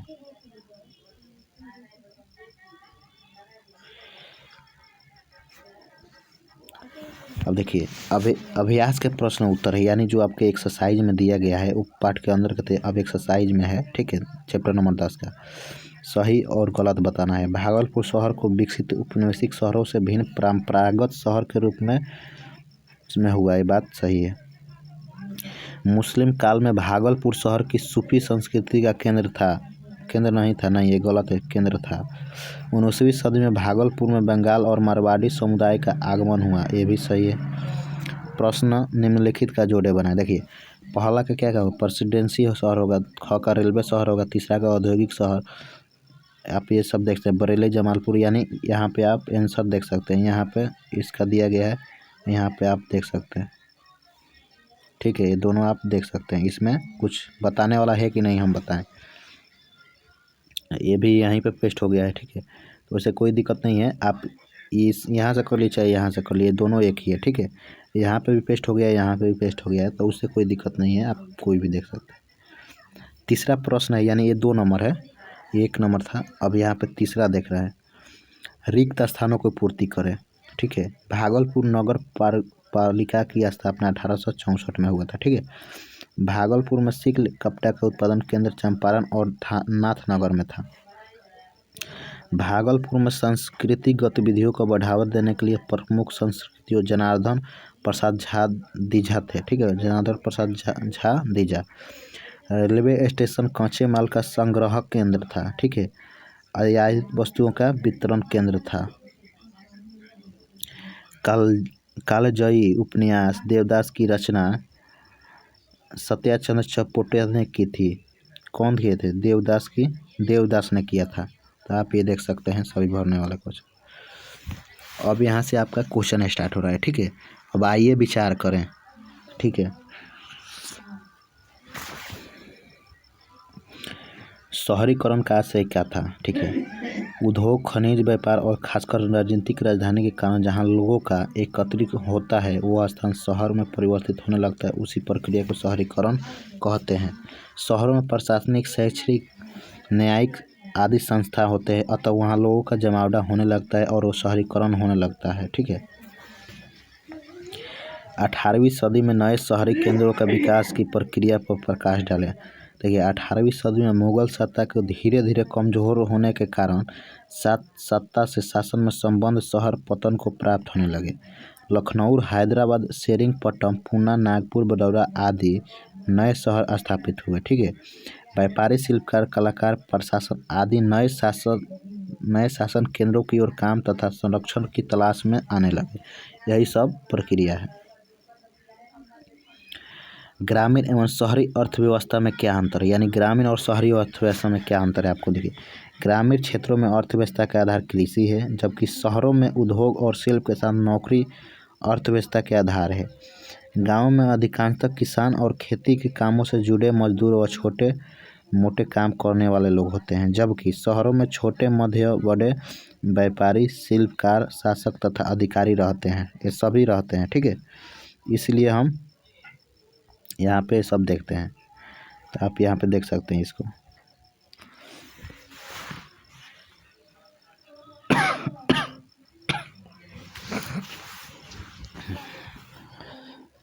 अब देखिए, ग्रामीण एवं शहरी अर्थव्यवस्था के अंतर को स्पष्ट करें। ठीक है, यानी ग्रामीण और शहर में क्या अर्थव्यवस्था में क्या अंतर है। ग्रामीण क्षेत्रों में अर्थव्यवस्था का आधार कृषि है, जबकि शहरों में उद्योग और शिल्प के साथ नौकरी अर्थव्यवस्था का आधार है। गाँव में अधिकांश किसान और खेती के कामों से जुड़े मजदूर व छोटे मोटे काम करने वाले लोग रहते हैं। ठीक है, जबकि शहरों में छोटे मोटे माध्यम बड़े शिल्पकार, शासक तथा अधिकारी रहते हैं। 6 नंबर है, भागलपुर शहर एक व्यावसायिक, यानी 4 नंबर, भागलपुर शहर एक व्यावसायिक संस्कृति का नगर था। कैसे? देखिए, व्यावसायिक संस्कृति का शहर था, यानी कि व्यावसायिक भी था और संस्कृति का भी शहर था। देखिए, व्यावसायिक माने यहाँ पे कपड़े बहुत हेवी बनते थे और डिजाइन यानी यहाँ के संस्कृति पर आधारित बनते थे, जिससे इनका मांग यूरोप में बढ़ रहा था। ठीक है, जिससे यूरोप में यहाँ का कपड़ा जाते थे वहाँ के लोगों के लिए। यही सब इसमें लगेगा, वीडियो पोस्ट करके आप इसको पढ़ सकते हैं। ठीक है, भागलपुर शहर के सामाजिक परिवेश को समझाइए। यानी भागलपुर शहर को सामाजिक परिवेश में यहाँ की समाज के क्षेत्र यानी समाज कैसे था, यही समझ। देखिए, भाषी के ख्याल से भागलपुर शहर में अधिकांशतः बंगाली भाषा थे, बिहारी भाषा वालों की कमी नहीं थी। करधा चलाने वाले अधिकतर मुसलमान जुल्हे थे। व्यापार पर मारवाड़ी, अग्रवाल, जायसवाल आदि जातियाँ एक ताकतवर व्यावसायिक समूह थी। व्यापारिक मोहल्ले से भरे पड़े थे। ब्राह्मण तथा कायस्थ सरकारी पदों पर भी काबिल थे, सभी थे। अब देखिए, आइए कर देखें, ये अपने से भी कर सकते हैं, इसमें कोई दिक्कत नहीं है। ठीक है, अब देखिए बाबू, यहाँ से चैप्टर नंबर आपका 11 स्टार्ट हो रहा है, चैप्टर नंबर 11। अब इसको हम यहाँ से ध्यान से देखेंगे, तो इसलिए आप लोग इस वीडियो में बने रहें अंत तक। ठीक है, अब देखिए, यहाँ से 11 चैप्टर स्टार्ट हो रहा है। अब 11 चैप्टर के बारे में हम जानेंगे। ठीक है, देखिए, पहला प्रश्न है, पश्चात चित्रकारों ने अंग्रेजी की श्रेष्ठता को दर्शाने के लिए चित्रकला की कौन सी विषय शैली एवं परंपरा की अपनाया, और कक्षा में इसकी चर्चा करें। ठीक है, देखिए, पाश्चात्य चित्रकारों ने अंग्रेजी की श्रेष्ठता को दर्शाने के लिए भारत के प्राचीन भूदृश्यों में वैसे विषय को प्रमुखता दिया जिससे भारत की गरीबी झलके, यानी जो भारत के गरीबी थे, असहाय लोग थे, उन लोग को ज़्यादातर इसमें क्या इंक्लूड किया, ठीक है, जिससे क्या हो गया भारत की संस्कृति को चोट पहुँचे, ये लोग यही चाहते थे। तो आप इसको पोस्ट करके बढ़िया से पढ़ सकते हैं और याद कर सकते हैं। दूसरा प्रश्न है उपनिवेशिक चित्रकला एवं राष्ट्रवादी चित्रकला में क्या है, यानी उपनिवेशिक चित्रकला और राष्ट्रवादी में क्या है। देखिए पहले उपनिवेशिक से ही पता चल रहा है कि उपनिवेश यानी गुलाम बनाया हुई चीज़ें, वहाँ के जो भी खराब चीज़ें वो दिखाया जाएगा।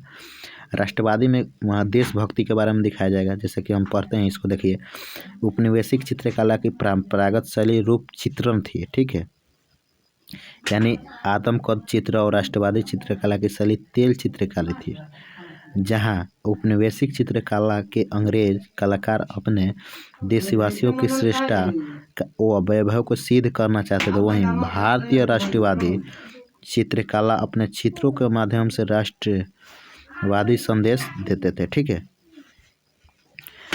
कक्षा 7 में इकाई 8 और इकाई 7 और इकाई 8 में चित्रित लघु चित्रों को देखकर बताना है इसमें क्या दर्शाया गया है। यही वो चित्र है, आप ध्यान से देख सकते हैं, ठीक है। देखिए जहाँ कक्षा 7 के चित्र में लघु चित्र पूरे कैनवास पर चित्रित थे, वहीं कक्षा 8 के चित्र में मूल चित्र मात्र ऊपर एक छोटे से क्षेत्र में है, ठीक है। यही सब वही वाला चित्र है, आप देख सकते हैं। प्रश्न अपने गांव के कस्बे एवं शहर में स्थित भवन एवं इमारतों की सूची बनाइए एवं उनका वितरण निर्माण किस स्थापत्य शैली में हुआ है ये भी बताना है, ठीक है। तो इस संकेत यह परियोजना कार्य अपने शिक्षक के सहयोग से आप कर सकते हैं, यानी अपने से ये करना है, इसमें कोई किसी का सहयोग नहीं।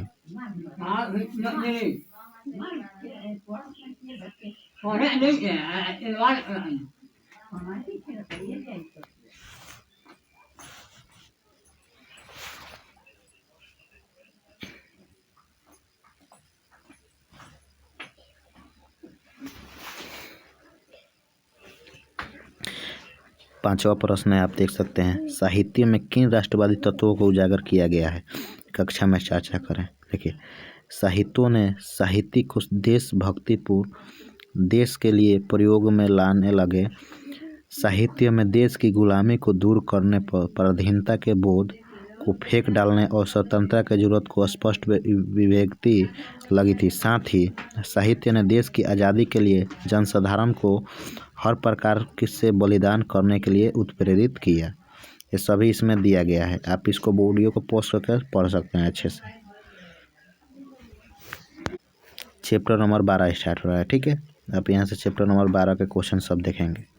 पहला है एक साहित्य में पराधीनता के बोध एवं स्वतंत्रता की जरूरतों को स्पष्ट अभिव्यक्ति मिलने लगी, ये क्या है, सही है। प्रेमचंद ने आनंद मठ की रचना की, ये क्या है, गलत है। रमेश चंद्र दत्त के उपन्यास में हिंदू समर्थक प्रवृत्ति को देखने को मिलती है, ये क्या है, सही है। भारतेंदु हरिश्चंद्र ने भारतीय धन को लूट को नाटक के माध्यम से पर्दाफाश किया, ये भी क्या है, सही है। वंदे मातरम गीत की रचना बंकिम चंद्र चटर्जी ने की थी, यानी जो वंदे मातरम भारत है जो कौन थी, बंकिम चंद्र चटर्जी ने किया था, ठीक है।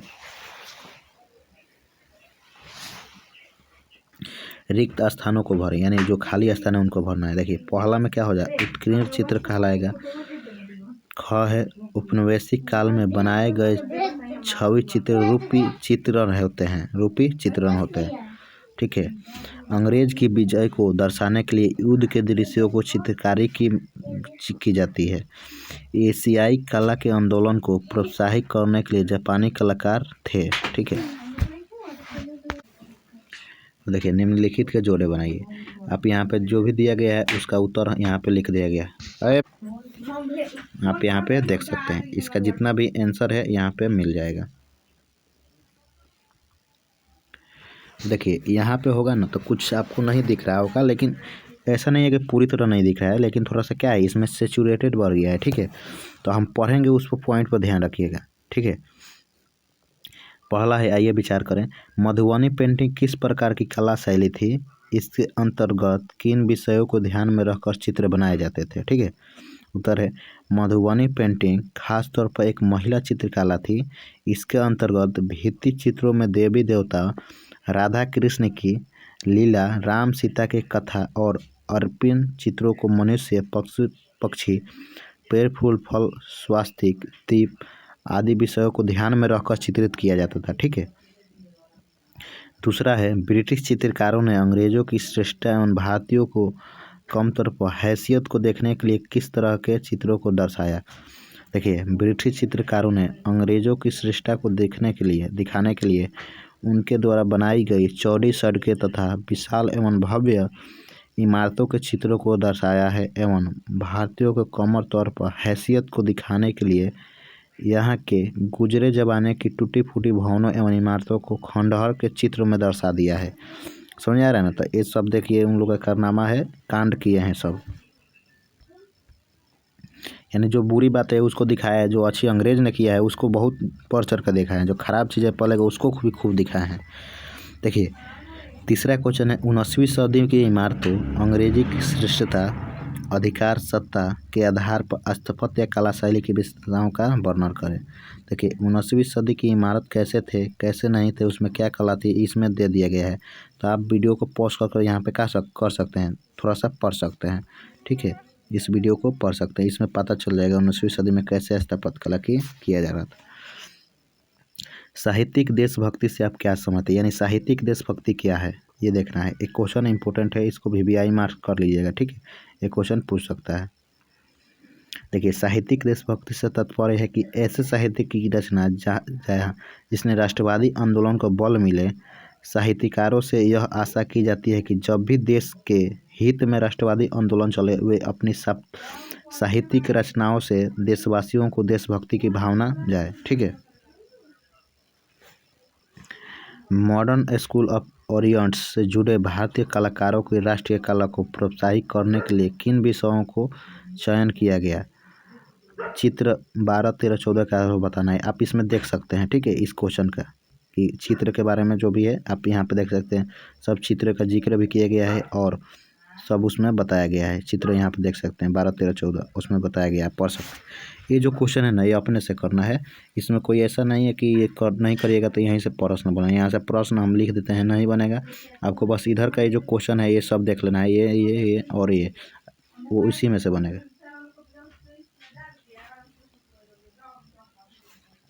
अब देखिए, यहाँ से आप लोग का हो जाता है ना,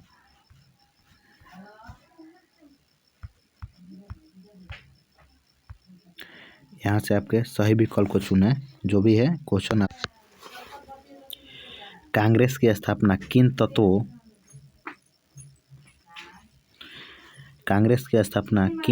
के महत्वपूर्ण भूमिका नहीं निभाई।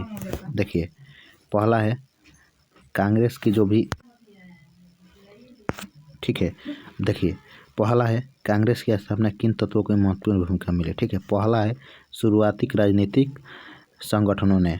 दूसरा क्वेश्चन है राष्ट्र की भावना का विकास हुआ, किसमें हुआ, प्रशासनिक एवं न्यायिक एकरूपता के रूप में। ठीक है। तीसरा है ISS परीक्षा में शामिल होने के लिए उम्र 21 से हटाकर कितना कर गया है, 20 वर्ष कर दिया गया। 19 वर्ष कर दिया गया। 19 वर्ष के एज में भी बैठ सकते हैं। ठीक है। चौथा है समाचार पत्रों ने किन किन विचारों को लोकप्रिय बनाया। ठीक है, एक क एवं ख दोनों हो जाएगा। ठीक है, प्रतिनिधात्मक व्यवस्था, स्वतंत्रता एवं लोकतांत्रिक व्यवस्था, इसको बनाया। वर्नाक्युलर प्रेस एक्ट के माध्यम से क्या किया गया, अंग्रेजी समाचार पत्रों पर प्रतिबंधित लगाया गया। भारतीय भाषा के समाचार पत्रों पर प्रतिबंधित लगाया। शोषण की खुली छूट दी गई। क और ख दोनों पर प्रतिबंध लगाया गया। इसमें क्या हो जाएगा, ख हो गया। ठीक है, ख।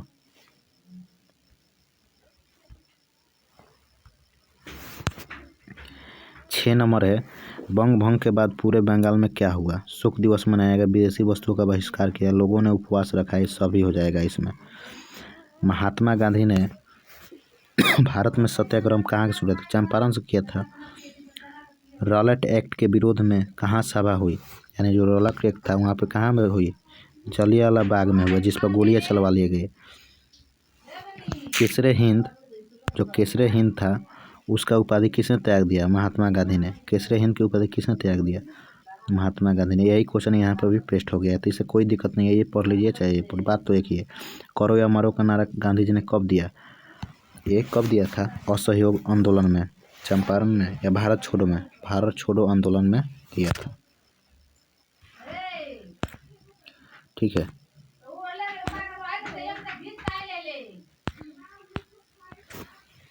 ये सभी आप देख सकते हैं। अब आइए विचार करें। ठीक है, कैबिनेट मिशन से आप क्या सुझाव दिए? यानी कैबिनेट मिशन दो क्या क्या सुझाव दिए भारतीयों को?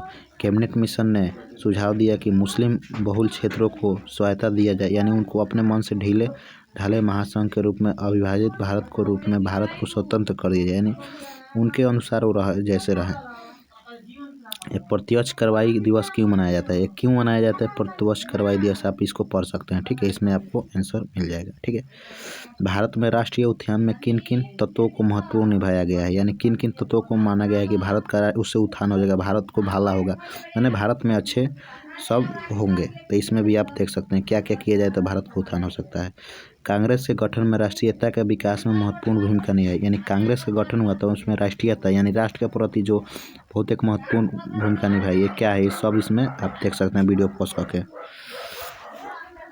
देखिए, बंग भंग ने पूरे भारत को आंदोलित कर दिया, यानी बंग भंग ने पूरे कैसे भारत में कैसे आंदोलित कर दिया, यानी इसकी माने भारत में इसका मोमेंटम देखने को मिला कैसे। इसको आप वीडियो पोस्ट करके पढ़ सकते हैं आराम से, ये इसको करने की ज़रूरत नहीं है, आप नहीं करिएगा तो काम चलेगा, क्वेश्चन पूछेगा तो इसके पीछे से पूछेगा। ठीक है, यही क्वेश्चन 2 बार आ गया है। अब देखिए यहाँ 13 है। ठीक है, अब 13 नंबर है, अब यहाँ से हम लोग एक एक करके देखेंगे। ठीक है, 13 नंबर है, उसके बाद से हम देख रहे हैं। पहला है सही विकल्प चुनिए। वर्षों पहले हमने भविष्य की प्रतिज्ञा दी थी, किसके भाषण का अंश है? ये किसके भाषण है? जवाहरलाल नेहरू का। ठीक है, आज़ादी के समय भारत के पास कौन सी समस्या नहीं थी? ये कौन सी समस्या नहीं थी? नेतृत्व के समय इनमें से कौन सी सही नहीं है? ठीक है, इनमें से कौन सी सही नहीं है? आज़ादी के समय देश की आबादी का लगभग 34.5 करोड़ थी। भारत खदान के क्षेत्र में आत्मनिर्भरता नहीं, भारत खदान के क्षेत्र में नहीं, दूसरे जगह से इंपोर्ट करता था। ठीक है, विभाजन की सबसे बड़ी समस्या क्या थी? यानी जो विभाजन हुआ था उससे सबसे बड़ी समस्या क्या थी? वहाँ पे थी गरीबी, जातिवादी, धार्मिक उन्माद, धार्मिक उन्माद ही ज़्यादा थी। ठीक है, भाषा के आधार पर सबसे पहले किस राज्य को गठन हुआ? ये आंध्र प्रदेश हो जाएगा, आंध्र प्रदेश। ठीक है, अगर हिंदी उन पर थोपी नहीं गई तो बहुत सारे लोग भारत से अलग हुए थे। कौन थे? सर्वपल्ली राधाकृष्ण, कृष्णाचार्य थे। ठीक है, संपूर्ण क्रांति का नारा किसने दिया? जयप्रकाश नारायण ने। ठीक है, भाषाई आधार पर राज्यों में पुनर्गठन विरोध किसने किया? जवाहरलाल नेहरू, वल्लभ भाई पटेल, किसी ने भी नहीं। तो इसने किसने किया? इसमें देखिए, इसमें किसी ने नहीं किया, मतलब ज़्यादातर देखे तो जो भी थे सपोर्ट में ही थे, लेकिन सपोर्ट मतलब ऐसा नहीं था कि विरोध कर रहे थे। तो आप लिख सकते हैं किसी नहीं किया। ठीक है, पोखरण 1 का परीक्षा किसके प्रतिनिधित्व काल में? यानी पोखरण 1 जब हुआ, परमाणु टेस्ट हुआ, उस समय कौन थे प्रधानमंत्री? अटल बिहारी वाजपेयी थे, इन्हीं के समय हुआ था। अब यहाँ से प्रश्न शुरू होगा अगले स्लाइड में, आप देख सकते हैं। देखिए, ये सब प्रश्न है, हमारा सब प्रश्न है, तो आप इसको अच्छे से पढ़ सकते हैं। सभी प्रश्न है जो कि एक एक करके हम लिख दिए हैं और आसान भाषा में सब हुआ है। तो आप इस वीडियो को पोस्ट कर ये देख सकते हैं। आज़ादी के समय भारत की कृषि किस पर निर्भर थी? आज़ादी के समय सबसे बड़ी समस्या क्या थी? ये भी है। हिंदी भाषा का विरोध किसने किया? ये सब है, सभी प्रश्न आपको मिल गए। ये करने की ज़रूरत नहीं है, ठीक है, लेकिन अपने में इसको सोच सकते हैं, कर सकते हैं। ठीक है, क्वेश्चन बनेगा तो इधर से ही बनेगा। ठीक है, तो देखिए यहाँ से 14 नंबर आप लोग का चैप्टर स्टार्ट होता है, 14 नंबर चैप्टर। अब इसमें हम एक एक करके देख लेते हैं। ठीक है, पहला इसमें आप लोग का क्वेश्चन बनेगा बाबू कि बिहार का आधुनिक इतिहास किन के प्रयासों के कारण सबसे सामने आया? एक एक आंसर में देना है। बिहार का आधुनिक इतिहास कालिंकर दत्त ने दिया था आगे। ठीक है, ठीक है, यही है, तो आप यहाँ पे देख सकते हैं सबका एक एक आंसर में आंसर दे रहा है। किसके शोध प्रबंध में डॉक्टर दत्त ने PhD किया? तो यहाँ पे इसका आंसर सभी का आंसर आराम से देख सकते हैं। ये सब आपके क्वेश्चन का यानी बुक में जो क्वेश्चन दिया गया है उसका आंसर दिया गया है। तो वीडियो पोस्ट करके आप आराम से इसको सबको देख सकते हैं, ठीक है। इसको एक ही पेज में हम सब कर दिए हैं, ठीक है। जो भी है आप इसको रोक सकते हैं, उसका आंसर कॉपी में लिख लीजिए, आप फिर वीडियो को आगे चला लीजिए। आप यहाँ पे देख सकते हैं ये सभी क्वेश्चन है, यहाँ पे कोई आपको परेशानी नहीं होगी। ये सब जो इसमें भरने वाला है ई नंबर, ये सब आपको दे दिया गया है आंसर में। आप इस सभी को आराम से देख सकते हैं, ठीक है। इसमें ऐसा आपको नहीं है कि परेशानी है। अगर कोई एथी रहता जैसे कि कैलकुलेशन तो उसमें समझाया जाता है, इसमें सब बस एक क्वेश्चन आंसर है। आप यहाँ पे देख सकते हैं इसका आंसर यहाँ पे दे दिए हैं हम, यहाँ भरने वाला सही गलत है सब दे दिया गया है, ठीक है। तो अब आपको देखिए ये आपका चैप्टर कंप्लीट हुआ, ठीक है। ऐसे ही हम पॉलिटिकल साइंस का है उसका भी एक ही वीडियो में कंप्लीट करने का कोशिश करेंगे और आपको दे देंगे, ताकि आपको इधर उधर भटकने की ज़रूरत नहीं पड़े और अच्छे से अपना तैयारी कर सकते हैं। धन्यवाद। तो इस वीडियो को शेयर करें, लाइक सब्सक्राइब शेयर करें, ताकि और लोगों के पास पहुँचे और लोगों को हेल्प हो सके, ठीक है।